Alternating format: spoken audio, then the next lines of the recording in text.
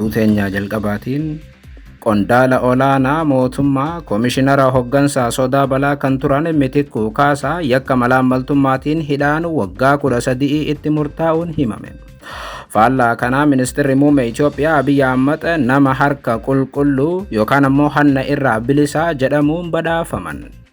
Hanna qondaala biltsiginnaatiif badhaasa pirezidaantii biltsiginnaa bal'inaan dhageessu. Oduu biraatiin pirezidaantii mootummaa naannoo Oromiyaa obbo Shimallis Abdiisaa naannichatti uffata raayyaa ittisa biyyaa uffachuu uggure. Waajjirri Shimallis Abdiisaa ibsa akeekkachiisaa baaseen naannichatti uffata kanaan faallaan raayyaa ittisa biyyaa raawwatamaa jiraachuu akeekuun uffanni kun guutummaatti dhorkameera. Bal'inaan dhageessu.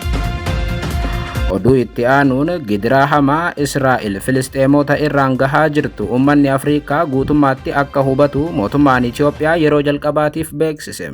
Waggootaaf sodaa Israa'eliif dhimma Falastiin irratti yaada kan hin kennine Itoophiyaan ifatti yakka waraanaa Israa'el ibsuu eegalteetti. Ministeerri dhimma alaa Paalestaayin yeroo jalqabaatiif Itoophiyaa daawwatanii Abiyyi waliinis mari'ataniiru. Marii Itiyoo-Paalestaayin bal'inaan dhageessu.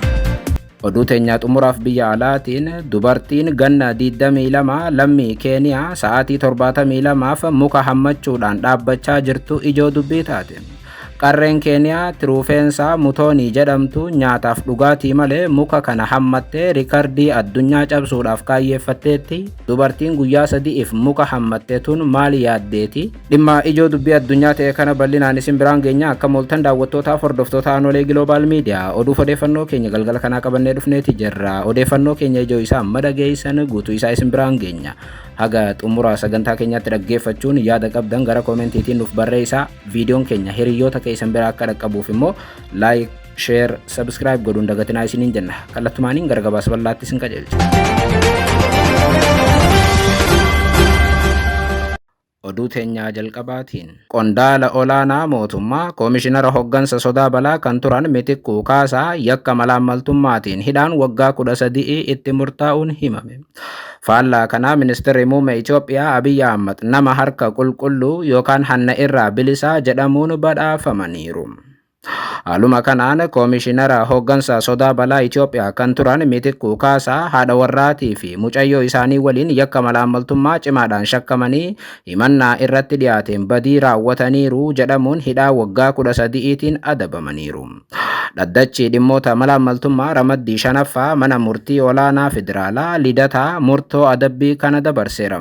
Obbo Mitikkuun naannoo Amaaraa, naannoo Affaar, Oromiyaaf naannoo Kibbaatti meeshaalee nyaataaf nyaataan alaa deeggarsaaf dhiyaatu qaama deeggarsa barbaaduun osoo hin ga'in gurguruudhaan dhimma dhuunfaatiif oolfachuun deeggarsaa fi liqaa sababa jedhuun karaa seeraan alaatiin maallaqa koomishinichaa birrii miiliyoona 100 ol dhimma hin malleef oolchaniiru jechuun himatamanii turan. Haati warraatii fi mucaan isaanii ammoo maallaqa karaa seeraan alaatiin argame seera qabeessa fakkeessuun dhiyeessuun yakkaan himatamaniiru. Himatamtoonni kunneen yakka himatamaniin badii raawwataniiru kan jedhaman yoo ta'u, manni murtii yaadota adabbii cimsaniif salphisan erga dhaggeeffatee booda obbo Mitikkuu Kaasaa adabbii cimaa waggaa 13tiif birrii 50,000, haati warraa isaanii ammoo aadde Soofiyaa Jamaal adabbii cimaa waggaa 8tiif baatii 4tiif birrii 3,000, mucaan isaanii aadde Milkaa Mitikkuu adabbii waggaa 5tiif birrii 3,000 akka adabaman murtaa'eera. Qondaalli olaanaan mootummaa kun yakka malaammaltummaa kanaan himatamanii adabbiin itti murtaa'uun wayita ministeerri muummee Itoophiyaa Abiy Ahmed hanniti mootummaa isaanii keessatti akka zeeroo taate ibsanitti ture. Oduudhumaan wal qabatee fi faallaa kanaa ta'een ministeera muummee Itoophiyaa Abiy Ahmediif badhaasni harka qulqulluu jedhu yookaan hannarraa bilisa jedhu kenname. Qarshii takka uummatarraa akka hin hanneef jannata miilaan seenuudhaaf akka jiran kan himan ministeerri muummee Abiy Ahmed malaammaltummaa irraa bilisa jedhamuun badhaafamuu isaaniiti. Koomishiniin farra malaammaltummaa federaalaa badhaasa harka qulqulluu jedhamu kana ministeera muummee Abiy Ahmediif har'a akka kenne ibse. Badhaasni kun ministeera muummeetiif sababaan kennameef qabsoo malaammaltummaa ittisuudhaaf Abiy gumaacha isaan taasisanii fi harki isaanii malaammaltummaa irraa qulqulluu tahee waan argameef akka ta'e koomishinichi beeksiseera. Ministeerri muummee Itoophiyaa Abiy Ahmed hannarraa bilisa malaammaltummaaf inni adda fagoo akka ta'an koomishinichi qorannoo kam gaggeessee ifoomse. yookaan ammoo qorannoo kamiin irra gahe kan jedhu bal'inaan waan ibsee hin qabu.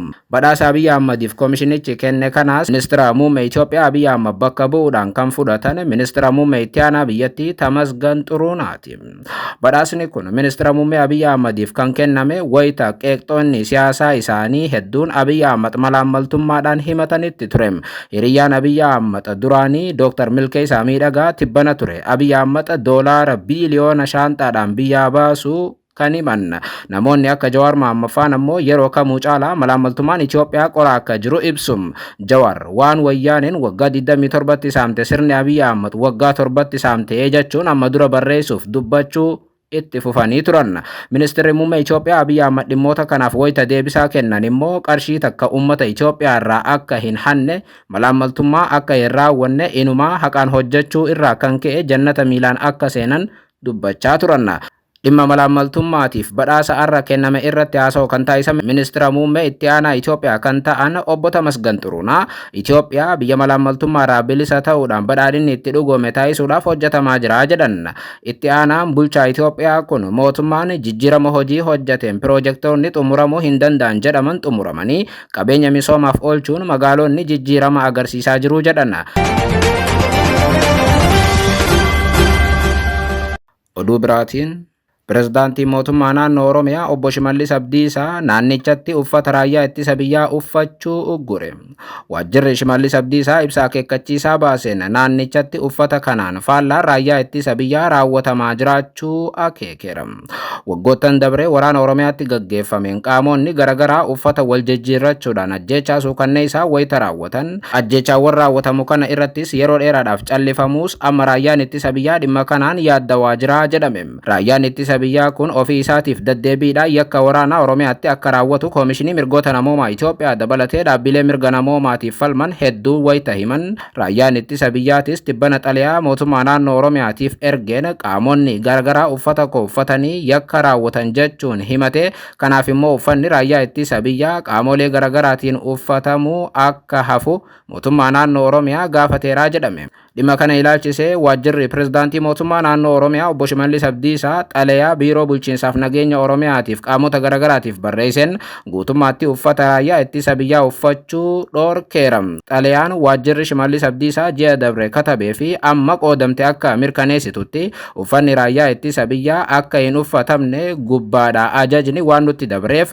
namni kamuu qaama nageenyaa naannoos ta'ee kan dhuunfaa uffata raayyaa ittisa biyyaa akka hin uffanne ibsinaa jedha xalayaan kun.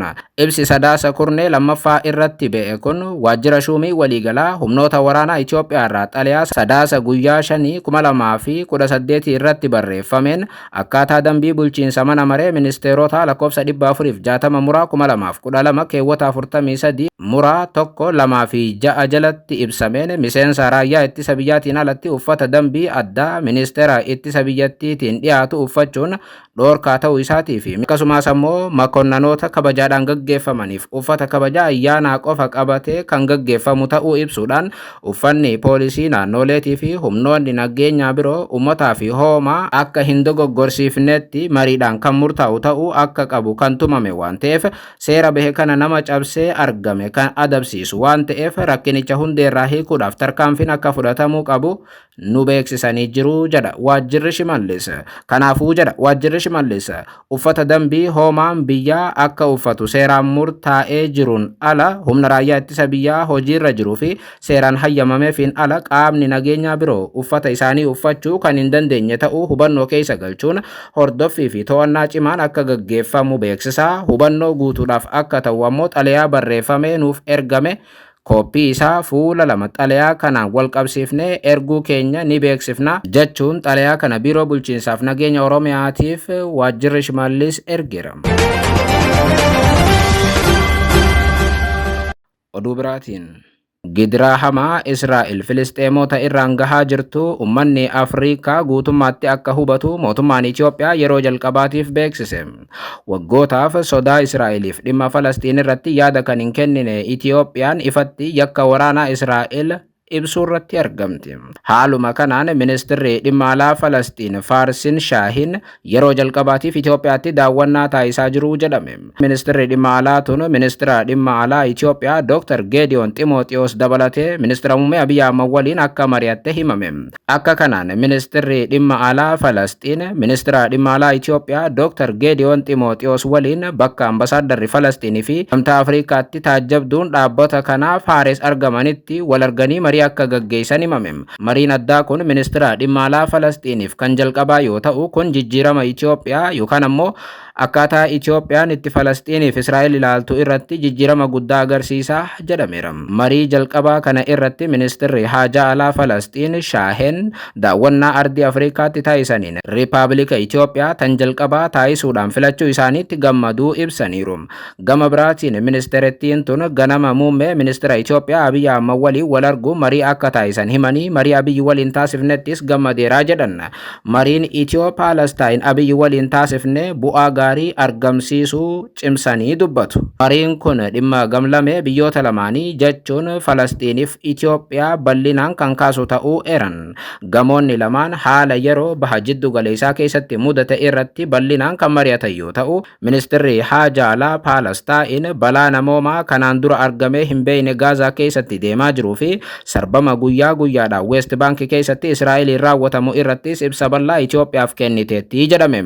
Yakka waraanaa Gaazaatti kan raawwatte Israa'el ammas yakka Gaazaatti itti fufeen cinaatti West Bank keessatti sarbama biraa eegaluudhaan babal'ifannaa qubsumaa jeequmsa milishaan Israa'el daddeebiidhaan guyyaa guyyaan Filisxeemota irratti West Bank keessatti raawwatuu fi haleellaa iddoowwan qulqulluu Paalestaan keessumaa masjida irratti irra deddeebiin Jerusalem keessatti Israa'el raawwattu dabalatee ummanni Falastiin akkaataa seera addunyaatiif UN hordofuudhaan mirga seera qabeessa isaa gaafachaa akka jiru ministeerri haajaa alaa tun ministeera dhimma alaa Itoophiyaatti wayita dubbatan ibsaniiru. Tarkaanfiin Falastiin kamuu mirga hiree murteeffannaatiif kan godhamu ta'uu Geediyoonitti himteetti jedhame. Ministeerri haajaa alaa Falastiin Faarsin Shaahin karoora nagaa pirezidaantii Doonaald Tiraamp illee kaasuudhaan barbaachisummaa labsii Niw Yoork kabajuu fi hawaasni addunyaa Israa'el bakkoota seeraan ala dhuunfattee jirtu irratti seera addunyaa akka eegduu fi furmaata biyyoota lamaa hojiirra akka oolchitu dhiibbaa godhuun barbaachisaadha jechuun irra deebiin ibsaniiru. Ministeerittiin Itoophiyaan mirga namoomaa irratti ejjennoo qajeeltoo ta'e qabattee fi waltajjiiwwan idil addunyaa irratti mirga Falastiinotaatiif deeggarsa taasifteef galata guddaa qabanii ibsan. Kan baay'ee nama gaddisiisu ummanni Itoophiyaa amantaadhaan sabaan osoo waliin qoodin Filisxeemota cinaa yeroo waraanaatti dhaabbatanis mootummaan Itoophiyaa deeggarsa wayita godhu keessumaa miidhama Filisxeem irratti wayita dubbatu bal'inaan hin mul'atu. Inumaa walfalmii UN hedduu irratti mootummaan Itoophiyaa murtee waraana dhaabuu Gaazaa deddeebiidhaan UN keessatti dhiyaatuu fi marii biyyoota lamaanii irratti UN irratti dhiyaatu callisaa tureera jechuun Itoophiyaanonni hedduu mootummaa isaanii ni komatu. Ta'us ammoo dubartiin Falastiin ministeera haajaa alaa taate tun mootummaan Itoophiyaa akka isaan deeggare ibsite yoom akka deeggare ammoo bal'inaan hin ibsine. Waltajjii idil addunyaa kamirratti mootummaan Itoophiyaa dhimma Falastiin falme kan jedhu bal'inaan wanti jedhame hin jiru. Kana malees ministeerri haajaa alaa Falastiin tun mootummaan Falastiin hariiroo Itoophiyaa waliin qabu keessumaa damee hundaaf sadarkaa hundatti cimsuudhaaf fedhii akka qabu mirkaneessaniiru.